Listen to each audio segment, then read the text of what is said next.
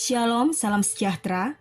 Departemen Bakti Wanita Advent Uni Indonesia Kawasan Barat mempersembahkan Renungan Harian Wanita Kristen 2023 disusun oleh Ibu Ria Sinuraya.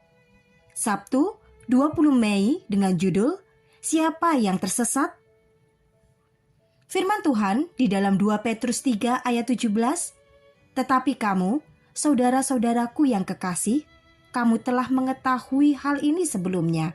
Karena itu, waspadalah, supaya kamu jangan terseret ke dalam kesesatan orang-orang yang tak mengenal hukum dan jangan kehilangan peganganmu yang teguh.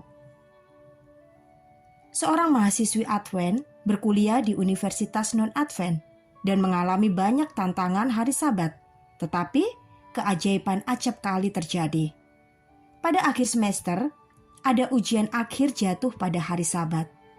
Mahasiswi ini telah mencoba meminta izin untuk mengikuti ujian susulan, namun ditolak mentah-mentah oleh sang dosen karena dosen itu bukan dosen tetap, jadi hanya datang sekali seminggu ke kampus untuk mengajar. Tidak mungkin saya datang hanya untuk kamu seorang, ujar dosen itu dengan sinis. Sabat adalah harga mati bagi sang mahasiswi Advent itu. Tak sekalipun dia meragukan pertolongan Tuhan.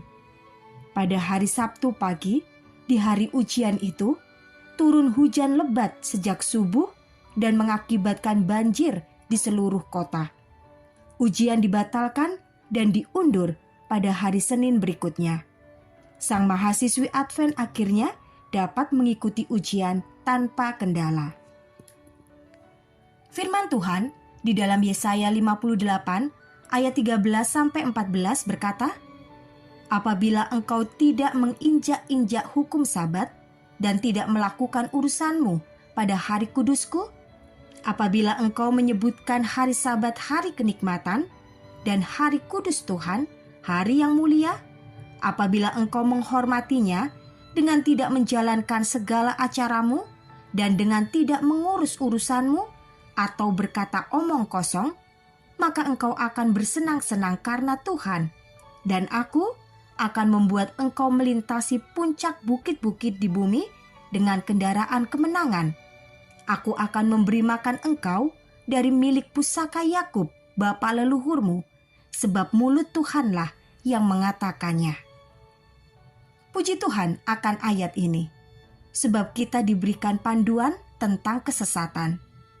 Iblis telah melakukan metode penyiksaan, penganiayaan, bahkan pembunuhan untuk menyingkirkan umat Tuhan yang setia di abad ke-8, sekitar abad ke-5 hingga 15. Abad ini disebut sebagai abad ke-8 dikarenakan adanya kekuasaan agama yang bersifat absolut dari gereja.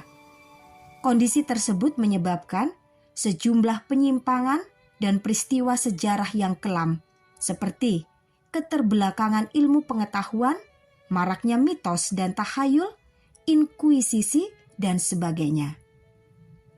Tetapi Tuhan masih memelihara orang-orang yang lebih takut kepada Tuhan dan hidup sesuai dengan firman-Nya.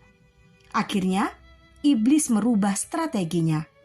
Ia mencampur adukan kebenaran dan kepalsuan sehingga menyesatkan banyak orang, terlebih di akhir zaman. Sama seperti ketika ia menipu Hawa di Taman Eden.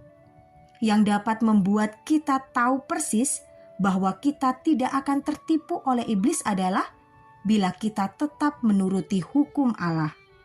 Inilah yang ditekankan dalam ayat renungan kita hari ini. Kesesatan orang-orang yang tak mengenal hukum. Pada hari ini, biarlah Anda izinkan Tuhan membuka hati Anda, menyingkir sejenak dari hiruk-pikuk kebisingan dunia Anda, menyepi dan berdoalah, lalu meditasi, mendengarkan suara Allah. Apakah yang selama ini Anda jalankan sudah sesuai dengan perintah-Nya? Ataukah masih ada hal-hal yang perlu Anda perbaharui?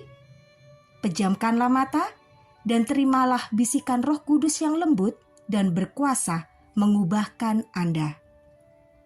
Kiranya Tuhan memberkati kita semua sepanjang hari ini.